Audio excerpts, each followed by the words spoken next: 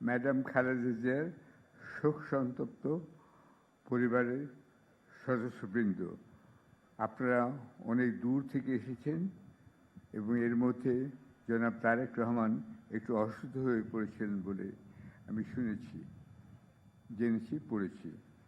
আমি আপনাদেরকে একটু সতর্ক করে দিতে চাই, কেন আমি নিজেও লন্ডন ঢাকা যাতায়াত করতে হয় আমাকে চিকিৎসার কারণেই, যে এখানকার বায়ু দূষণ বাংলাদেশের ঢাকা শহর বিশ্বের ৩য়তম। তো সেই ক্ষেত্রে আপনারা ইনফেকশনে পড়ে যেতে পারেন এবং আমার দৃঢ় বিশ্বাস ম্যাডাম জিয়া যদি ৭ই নভেম্বর অনুষ্ঠানে না যেতেন তাহলে হয়তো তিনি আরও অনেক দিন আমাদের মধ্যে থাকতে পারতেন। সুতরাং আমি যারা লন্ডন থেকে তাদের পুরো অনুরোধ, আপনারা একটু সতর্ক থাকবেন, কোনো ইনফেকশন যেন না পড়ে যান। এরপর আমি যারা আজকে এখানে উপস্থিত হয়েছেন, আমাদের কথা শুনছেন, তাদেরকে ধন্যবাদ জানাই। আমি ধন্যবাদ জানাই যারা টেলিভিশনে এই অনুষ্ঠান দেখছেন, তাদের প্রতি শ্রদ্ধাও নিবেদন করছি, শুভেচ্ছা দিচ্ছি সবাইকে, লাল গোলাপ শুভেচ্ছা। বিশেষ করে বিভিন্ন মহাদেশে এই অনুষ্ঠান যারা দেখছেন এবং যারা আগামী নির্বাচনে জীবনে প্রথমবারের মতো ভোট দিতে যাচ্ছেন, তাদেরকে একটু চিন্তা করতে বলবো। যে যা মূল্যবান কথা বললেন সেগুলো আপনারা একটু অনুধাবন করবেন, চিন্তাভাবনা করে, বিশেষ করে আরও বিশেষ করে তরুণ সমাজকে অনুরোধ করব, আপনারা জীবনে প্রথমবার ভোট দেওয়ার আগে এই অনুষ্ঠানের বক্তব্যগুলো একটু সার্বিকভাবে বিবেচনা করবেন। একটা কথা বলতে হবে, এই অনুষ্ঠান চমৎকারভাবে আয়োজিত হয়েছে, সংগঠকরা যে অনেক পরিশ্রম করেছেন এবং অনেক চিন্তাভাবনা করেছেন সেটা বলাই বাহুল্য। সুতরাং এরই আয়োজকদের আমি অনেক ধন্যবাদ জানাচ্ছি। ওই যে রোড দেখছেন তার পেছনে যারা আছেন তাদেরকেও আমি ধন্যবাদ জানাচ্ছি, কারণ এখানে আইন শৃঙ্খলা বজায় আছে, খুব সুন্দর সুশৃঙ্খলভাবে এই অনুষ্ঠান হচ্ছে। বিদেশে এবং দেশেও যখন কারো মৃত্যু হয় তখন অন্ত্যেষ্টিক্রিয়া নিয়ে সবাই ব্যস্ত থাকেন, জানাজা হয় এবং তারপরে কবর দেওয়া হয় বা চিতায় নিয়ে যাওয়া হয় ইত্যাদি। তখন তার ফলে যারা আজকে এখানে এসছেন তারা বলার সুযোগ পান না। আজকে যে আপনারা বলার সুযোগ পেয়েছেন এবং আমাকে যে সুযোগ আছে, এই চিন্তাটি করার জন্য আমি আয়োজকদের আবারও ধন্যবাদ জানাচ্ছি। এটা একটা অনুকরণীয় কিন্তু একটা সভা। আমি আশা করি ভবিষ্যতে আপনাদের মধ্যে যারা আছেন তারা এই অনুকরণটা করবেন। এবারে আমি বলতে চাই কিছু কথা। তার আগে আপনারা নিশ্চয়ই জানেন যে এখানে আপনার যে আমরা সবাই সমবেত হয়েছি একটা অত্যন্ত সংকটপূর্ণ সময়ে। এখানে একটা গুলি, একটা লোক নিহত যদি হয়ে যায়, সম্পূর্ণ 12 তারিখে নির্বাচিত নির্বাচন বাতিল হয়ে যেতে পারে, এটা মনে রাখতে হবে। সুতরাং আমরা অত্যন্ত ভাবাবেগ আপ্লুত জাতি এবং আমরা অনেক সময় যুক্তিতর্ক ঊর্ধ্বে চলে যাই। আমরা বিবেকের কথা মানি না, আমরা আবেগের কথা তখন চলি। সেটা মনে রাখবেন, যে করেই হোক 12ই ফেব্রুয়ারির নির্বাচন যেন হয়। এবং সেজন্য ডক্টর ইউনূস সবাইকে গ্যারান্টি দিচ্ছেন এবং বারবার বলছেন যে ওই নির্বাচন হবে একটা আনন্দমুখ উৎসবের দিন। আমিও তাই চাই, কিন্তু সেটার জন্য আপনাদের সহযোগিতার প্রশ্ন আছে এবং আপনাদের যেতে হবে। বিশেষ করে পুলিশ বাহিনী এবং সশস্ত্র বাহিনী সেদিন একটি পজিটিভ ভূমিকা বা ইতিবাচক ভূমিকা রাখবেন, আমি সেটা আশা করি। ভোট কেন্দ্র যেন সত্যি উৎসব মুখরিত হয়ে ওঠে এবং সত্যি সেখানে যেন সপরিবারে আপনারা যান এবং গিয়ে আপনারা ভোট দেন। কেননা এই যে আজকে শোকসভা, এই শোকসভা যদি রিয়েলি অর্থবহ মিনিংফুল করতে হয় তাহলে এই শোককে শক্তিতে রূপান্তরিত করতে হবে। আর সেই শক্তিকে রূপান্তরিত করবে কীভাবে? ভোট দিয়ে, ভোট কেন্দ্রে গিয়ে। সুতরাং দয়া করে আপনারা ইলেকশন বানচাল হতে দেবেন না। কোনো একটি বিচ্ছিন্ন ঘটনায় অথবা একটি সহিংসতার ফলে গোটা জাতির যেটা এখন আশা ইলেকশন হবে সেটা আপনারা নষ্ট করবেন না।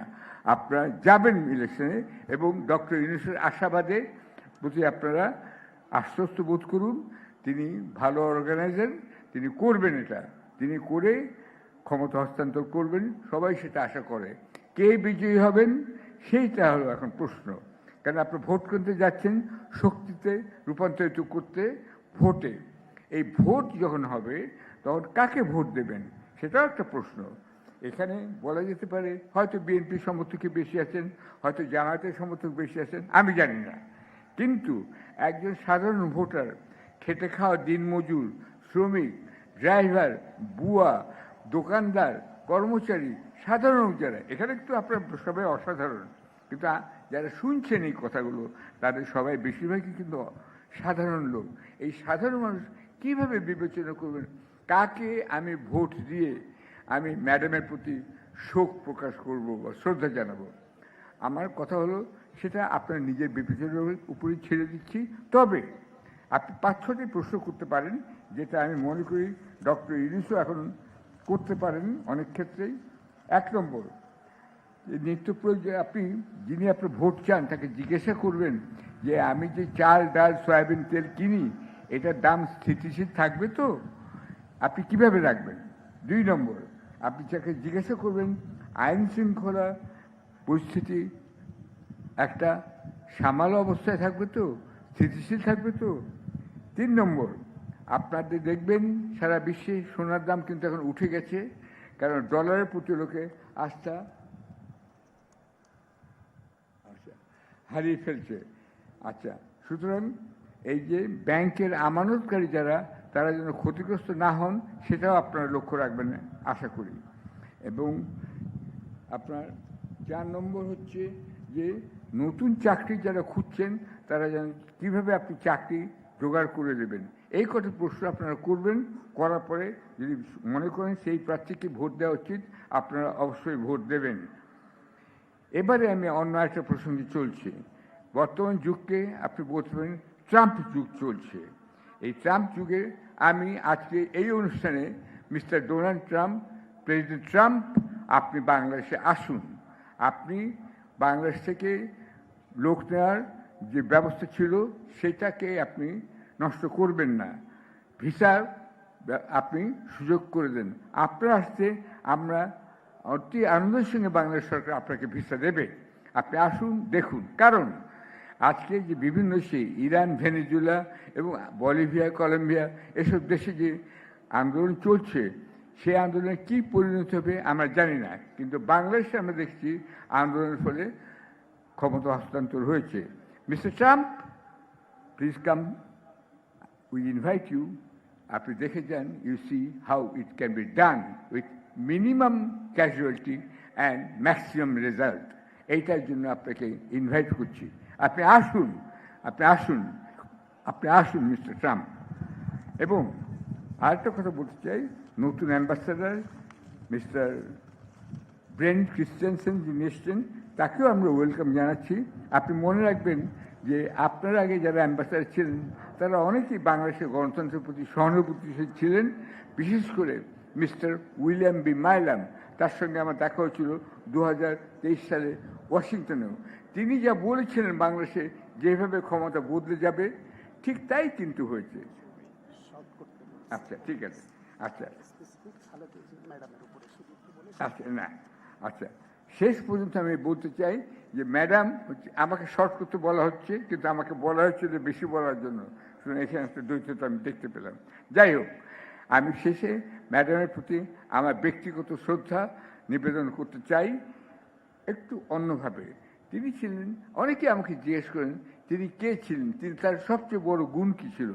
তার সবচেয়ে বড় গুণ, অনেক গুণ তার ছিল, তার সবচেয়ে বড় গুণ ছিল তিনি বলেছিলেন তিনি সাহসী এবং তিনি দেশপ্রেমী, দেশকে তিনি ভালোবাসেন। এইটা যে তিনি ভালোবাসতেন সেটার আমি একটা গান দিয়ে আজকে শেষ করছি। এই গানটি লিখেছেন গৌরীপ্রসন্ন মজুমদার, বাংলাদেশেরই সন্তান, পাবনার ছেলে। এই গানটি হচ্ছে, আপনারা একটু শুনুন, আমি আবৃত্তি করছি। এই সুন্দর পৃথিবী ছেড়ে মনে যেতে নাই চায়, তবু মরণ কেন এখান থেকে ডেকে নিয়ে যায়, কে জানে কোথায়। না না না, যাব না, মন যেতে নাই চায়, মনে হয় মানুষের সুখে দুঃখে মিশে থাকি, তাদের কাছে রাখি, কণ্ঠ জড়ায় ধরে বলি, যেতে দিও না আমায়, না না না, যাব না, মনে যেতে নাই চায়। Salute madam, hats off to you. আপনি যাননি, আপনি এখানেই আছেন এবং থাকবেন। থ্যাংক ইউ আমার সঙ্গে থাকার জন্য।